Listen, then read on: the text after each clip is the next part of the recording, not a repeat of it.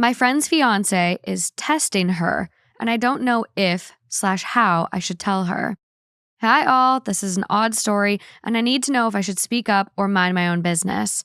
My friend, 27 female, is engaged to her partner, 27-ish male.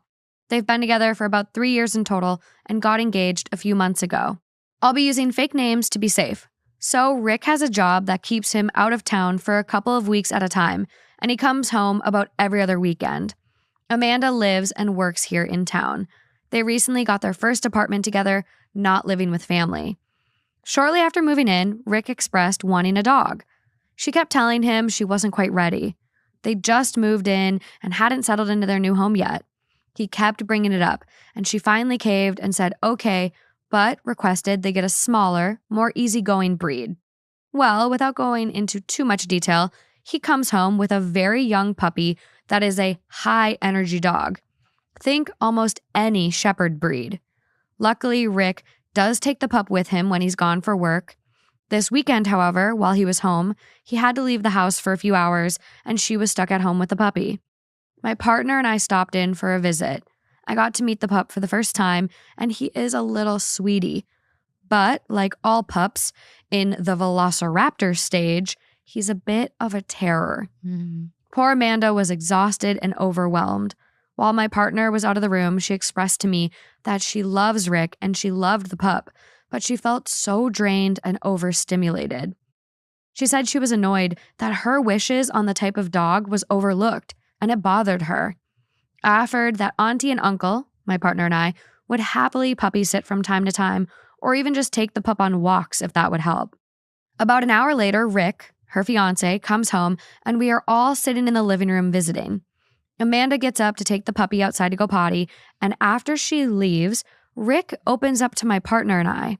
I can't remember word for word what was said, but he asked if he could talk to us, and I said, of course. He goes on to tell us that he picked out the puppy he did as a way to test Amanda, to see what kind of mother she would be. He said it was a, quote, old-timer's way of testing a woman. I expressed that I didn't think this was a fair comparison. I have 3 dogs and 0 kids. I love my dogs like my children, but if I were to have a child, my love for my child would be vastly different than my love for my fur babies. It's a different kind of love. I also asked him, quote, well, are you trying to have children right now? You guys still have plenty of time to settle and get where you need to be before having kids. He replied saying he wanted a family. I understand wanting things, ... but I also feel like you should want to do it right, especially if it involves children. My partner and I don't want kids personally, but if we did, we wouldn't want them right now, as we definitely aren't ready. And we want them to have the best life. Rick seems to think he is ready for this right now, but from an outside eye looking in, he didn't listen to his fiance's boundaries when picking out a dog. He's testing her abilities to be a mother behind her back. And that's the other thing. While talking to my partner and I about it, he almost seemed to be belittling her ability to handle a crazy puppy. Like, that is your partner. This is the woman you claim to love and want to marry, but you are thinking about all this when she has expressed to you that she wants to do these things but isn't ready yet? Sorry, I'm just rambling. Anyways, after we left to go home, my partner was the first to speak up to me. He said he didn't like how Rick talked about Amanda and how he was testing her to see how she would handle a kid. He and I both want to say something to Amanda, but we don't know if we should. And if the answer is yes, we should, we don't know how. Also, sorry, other side note, Rick wants kids and to have a family, but he's gone for like 2 weeks at a time.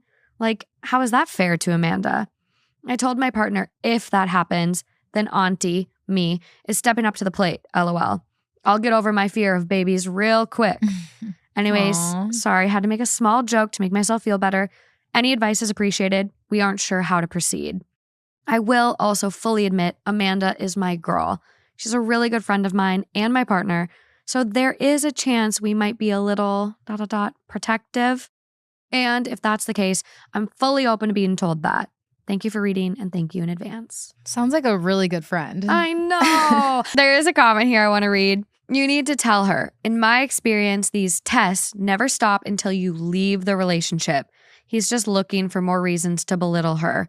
These types of actions can at times very quickly turn into some form of abuse too. Very true. Well, we have an update. What way do you think it's going to go? It's going to get worse. So overwhelmingly, the answer is to tell Amanda, and that's what I thought the answer was, but I just need to be sure.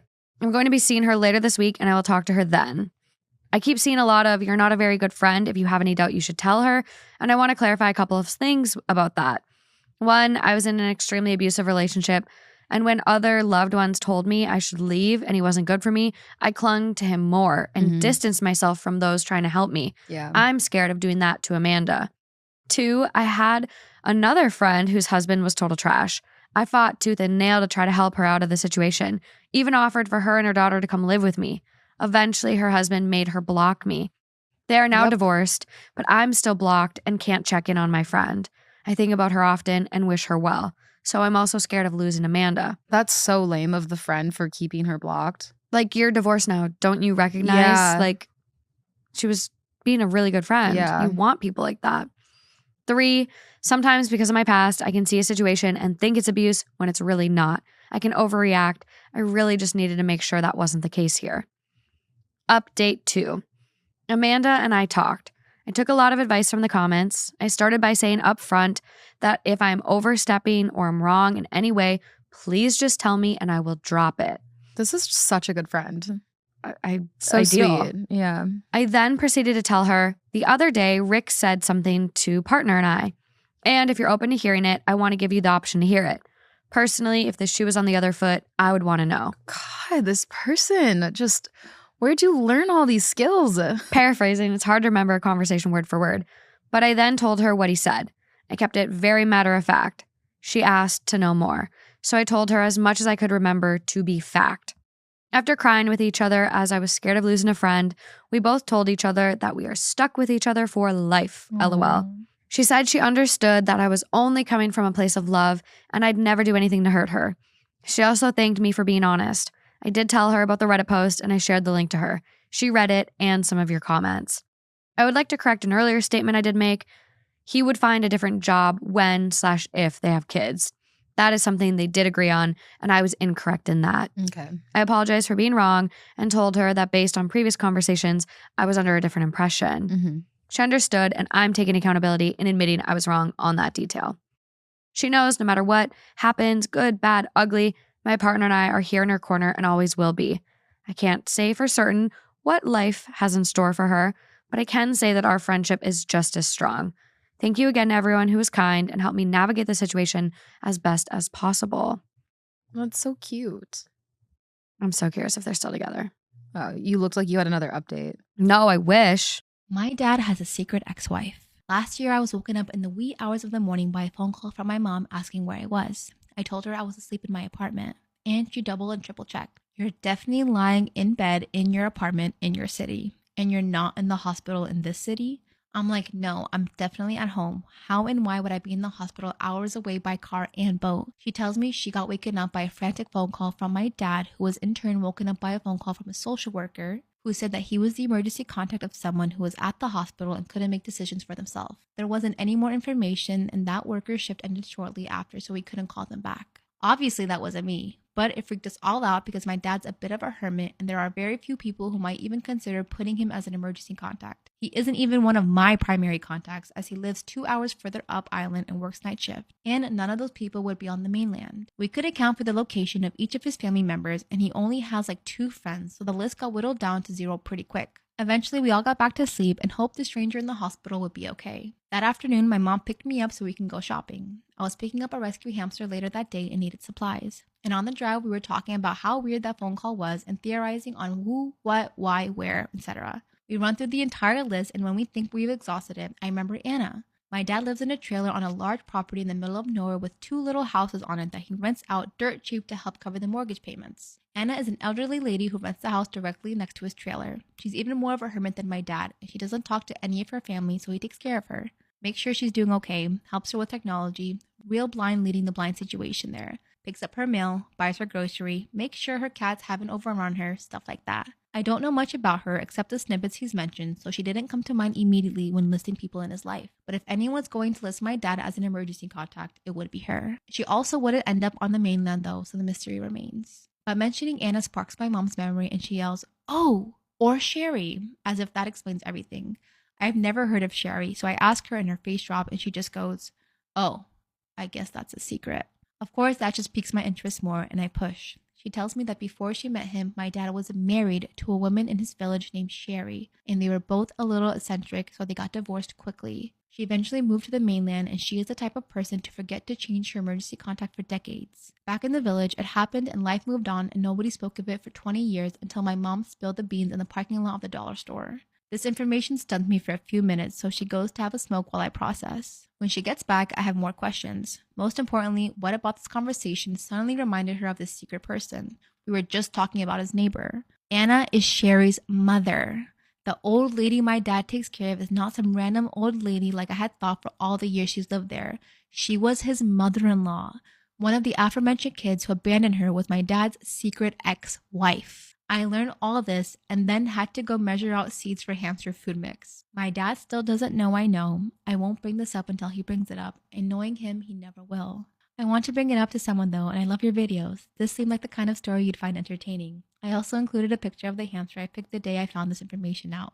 His name is Blackberry. Oh my god, what a cute hamster! Thank you for thinking of sending this to me. That is just like, this is more just like a truth off my chest. Like, you don't really need feedback for this. It's just like, I'm surprised, like, not surprised. I think it's good that your mom didn't care that he was still keeping in touch with his ex-mother-in-law. She was innocent in all of this. I'm trying to like figure it out as a kid. Like if I found out my dad had a secret ex-wife and his ex-mother-in-law was there. Oh my god, what? That's so crazy.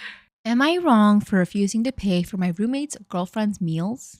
About 6 weeks ago, I, 21 female, moved in with my friend John, 22 male. John and I have been very good friends for almost 2 years now after I befriended him at work. 6 months ago, he met this girl, Kat, 19 female. He told me about her the day after he matched with her on a dating app and took me to her workplace to meet her. She seemed very lovely and I was so happy for him. Since then, John is always inviting her to every friend outing, so I got to know her. We have lots in common. And for John's sake, I wanted to be her friend. However, I think that in the nicest way possible, she is a bit rude. She does art, and half of the time John compliments her work. She says, "You hate it, don't you?" Or times we hang out with another friend and we have to go home early as she was bored, and John was our ride home. She hasn't done anything to me personally, but I just don't like her much. I'm happy John has found someone he cares for, but having to stand by and watch how she acts sometimes rubs me the wrong way. Here's where the issue comes in. Yesterday, John and I were at the supermarket to do our food shop. Normally, we would buy our food for the week and maybe a couple of simple frozen meals to save for Sunday. However, Kat has been coming over for dinners a few times a week and she has a very limited diet. She refuses to eat anything other than fast food or simple frozen meals. She likely has her reasons for eating specific food. And in case it's due to an eating disorder or something similar, I don't want to make things hard for her or pry into something that isn't my business. The time where it becomes an issue for me is how John has now wanted to buy backup meals for her in case she doesn't like what we are cooking. This would make sense as before she has been eating stuff that was part of our weekly meal plan. The problem is John wants me to financially contribute to these extra meals for her. When I spoke to John about this and said how I am not happily paying half of her meals, our weekly shop cost is just split in half and we both eat everything, he got quite agitated. He called me selfish for not wanting to help her just to save money. No, it's not selfish, it's just not my problem. Why should I help you feed your girlfriend? Not like she's my cat or my dog that we share responsibility. This is a human being that you chose to be with that I did not agree upon to feed. I know frozen meals aren't the most expensive thing in the world, but John is in a much better financial situation than I am. And while I can pay my share of the bills and occasionally have outings with friends, I don't want to be dishing out extra money for meals for a girl I have no real connection to, as these small amounts do add up. In my eyes, if Kat doesn't like what we are cooking, she could come over a different day, or John could buy backup meals for her out of his own pocket. I feel like an asshole, but I don't think I should be paying for an extra person's food. If my boyfriend had a similar situation to Kat, I'd see it as my responsibility to provide for him and his diet, and I never expect John to pay. Am I the asshole for thinking this way? Do any of you have any advice? Regardless of financial situation, if I'm living with another girl, we go grocery shopping, I would do our one own cart with everything we want together and then my own separate basket with stuff that I would want to feed my boyfriend. Why? I don't understand people like that who feel the financial obligations to others. I would feel so guilty or bad to even expect someone else to pay for for my significant other's meal. That's not how I was raised. Why would I do that? We're living together. We're roommates. We got to do everything fair, 50-50, bills, food. This is our food that we're going to share. But if you want something on top of that, that has to be on you. Why am I responsible for that at all? I don't like that. I'm going to read this comment because I like what they say. Not the asshole, but it is time to take a financial and social step back from John as he navigates his new relationship. He can't expect OP to help finance the fact that his girlfriend eats like a child and needs backup meals. That is their expense alone, and perhaps separate shopping is now in order as you two no longer have the same joint priorities. Ooh, I like that. Same joint priorities. On the flip side, I also wouldn't continue to rely on John as a ride if you constantly want to stay out with friends later. It honestly sounds like your life paths are just splitting at this time, and it is best to acknowledge that and adjust expectations of each other accordingly before bitterness sets in. I'd also get ahead of any rent and living concerns sooner rather than later. If she's sticking around, it may be time to start planning an exit strategy. Not the asshole, not your girlfriend, not your problem.